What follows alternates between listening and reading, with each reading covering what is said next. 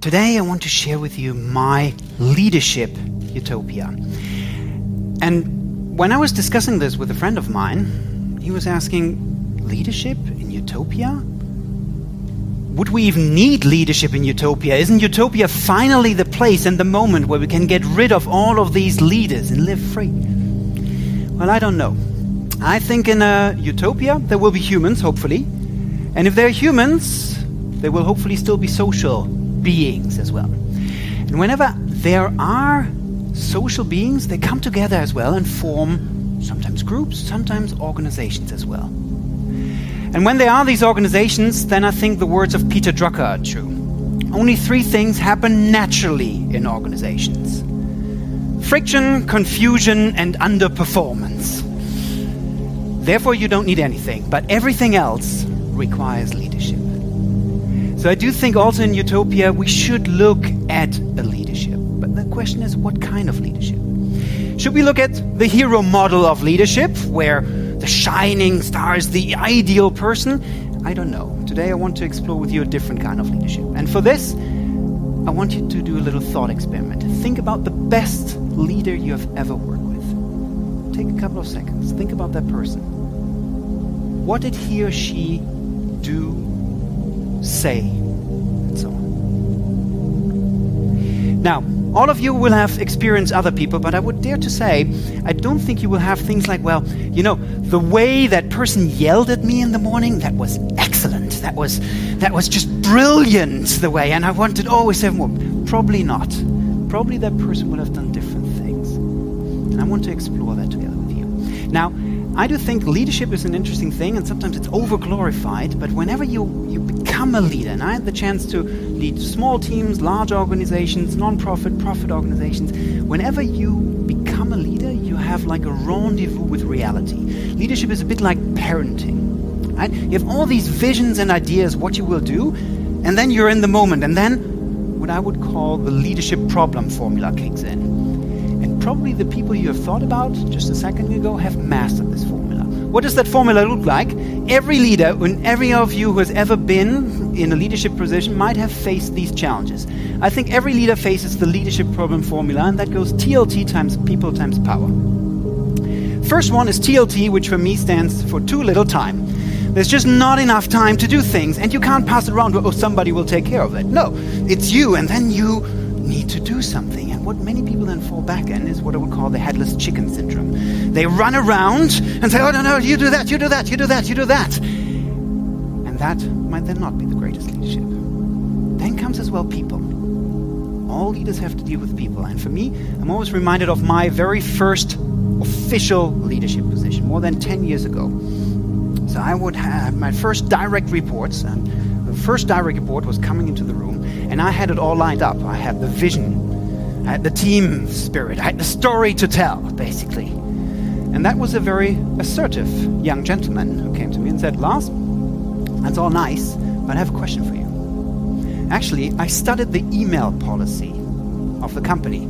And you know, I have a motto I live by, and I always include this, and I have this for the past 5 years, I always include this in my email signature. Can I do this as well in this company? And there was, with all my stories and with all my vision and so on, it was like, what? Is that what leadership is all about? So I was studying the manuals for 2 hours and so on. Finally, we said, okay, let's go ahead with this one. But everybody who's ever lead will see, like, it's not always about the glorious and shiny things. It's all about the little things, the little discussion that we have to do. The last element is power. That's an interesting one. There's a very interesting study done at University of Berkeley in '98, and they brought in random students and selected them randomly in groups of 3.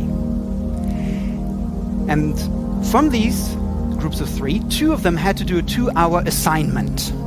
And one of them was randomly assigned to be the supervisor. And then, as social science experiments goes, there was a special twist to it. At half an hour, the researchers then brought in cookies. And of course it was videotaped. And then they observed what happens actually there. They had some hypothesis. And sure enough, the people who were randomly assigned to be supervisors significantly ate more of the cookies, but not only this. They actually left significantly more of the breadcrumbs as well on the table, like I'm this, and it was very visually measurable. And that just shows, after 30 minutes of random higher status, this power thing kicks in. It's something within us in humans, and I think that is also something we need to take care of. Now, I do think these are the classic leadership problems that are not very often taken care of, but I think in a utopia, we need to address those. So how do we do that? What is the way out? For this one, I think we need to travel back in time. Actually, almost 1900 years, to Rome, to a person called Marcus Aurelius.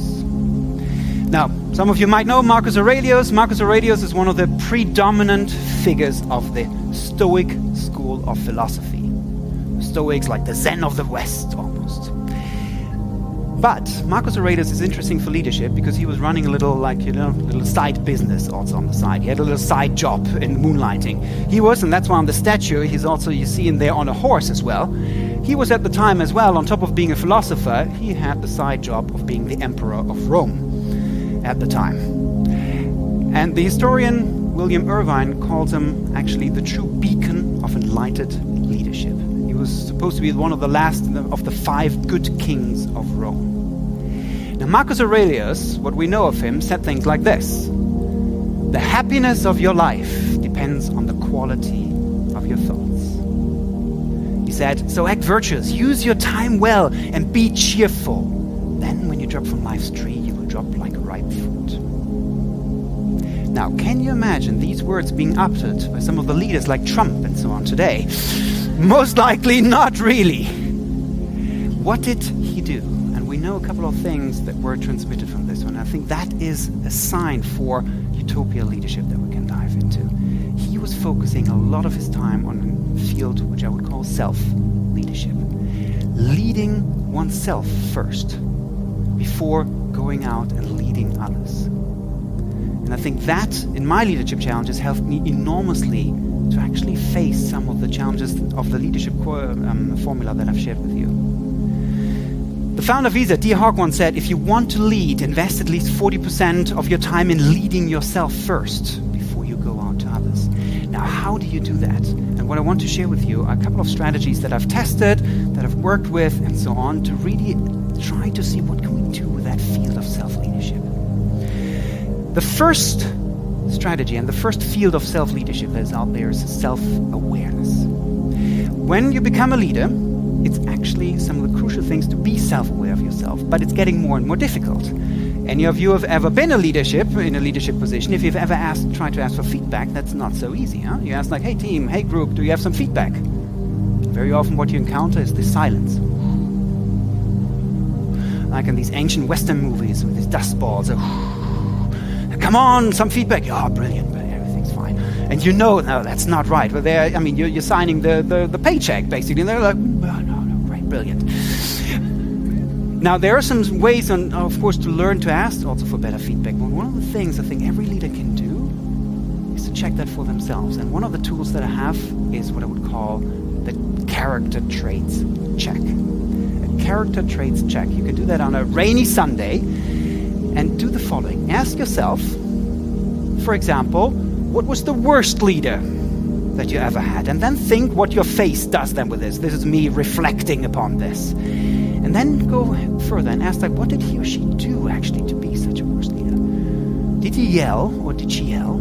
Or did he maybe withhold information? When I was doing this exercise, it was like, well, that bad leader withholding information. And here comes now the trick in this tool. Give yourself a score from 1 to 5 for yourself. How good are you, for example, at sharing or withholding information? How bad are you at this one? And for me, that was like, well, I'm actually not very good at this. So what is my plan to move that up, to become very good at this one? Because what we find bad in others very often resonates also with ourselves. One of the key things to do from time to time. But if you do that, you will see also the vapor trail effect. You do that the next morning, you're fully engaged, but then, like one of these trails at the beginning, it's very sharp, but later on it goes, it fades away. And that's why what you can do is a strategy that Marcus Aurelius did every day. And that is self-reflection. Taking just a couple of minutes during the day and thinking about the challenges that you have achieved, but also that you are maybe about to have during the day. Marcus Aurelius was famous for doing that in the night. For me, this 5-minute reflection, sometimes I did in the evening, sometimes also in the morning, going to Pain Quotidien, having a quick coffee, and then just opening my black book and just asking a couple of questions. What are the challenges that I'm about to say? How did my leadership go yesterday? How would the leader I would like to be do and face the challenges that I'm about to face today? Then asking this and putting this answer. And just 1 or 2 minutes of those, actually the interesting studies, University of California, just 1 or 2 minutes of those can help raise your compassion level as well for others and maybe beat that cookie problem that we've talked about earlier as well before. Self-reflection, 2 to 5 minutes. And then we come to the last one, and that is self-regulation. You know, you've done your awareness, you've done your reflection, but you still will encounter the moments. You will still encounter the meeting, the discussions that you have, where people come in who've promised you, yes, I will do everything, I will have everything ready, and they come in the room and say, and let's talk it, like, let's talk what? But the report you said was ready. Oh, sorry, I don't have this. And all the other things, the people who challenge you think they should be on your side and you should be on the other side, and so on. And all these moments that you will face as a leader, when these moments you think that, stop doing this, do what I told you now. But this is, of course, not the best leadership. But how do we do best do that? Self-regulation. And one tool that has helped me enormously is what is called reframing. Reframing is a simple tool where you think, like, where you have this coming up, like, I want you to, you stop. Ask yourself for 1 to 2 seconds. Well, on a scale from 1 to 10, how important is that issue right now? With 10 being really my life goal, so to speak. Where is that? If it's a 10, well, then you better engage really fully in it. But maybe very often it's more like a 2 or 3, and so on. And that reframing, that taking a step back can help you enormously in actually addressing the situation. Small strategies, small things, but what I would encourage you to do is think about this when you have a leadership position. Invest this time self-awareness, self-reflection, self-regulation, and self-leadership in general before you go out and lead others. Because very often we hear about leadership, like people want to lead others, we want to do everything. But why not start first leading yourself? I think if we all did this, this will lead to leadership utopia that we can strive for. And I think we can start all by doing now. And hopefully if you all start doing now, and somebody asks in 10, 20 years, maybe in our utopia, the question, who was the best leader that you've ever worked with? Maybe they think of you. Thank you.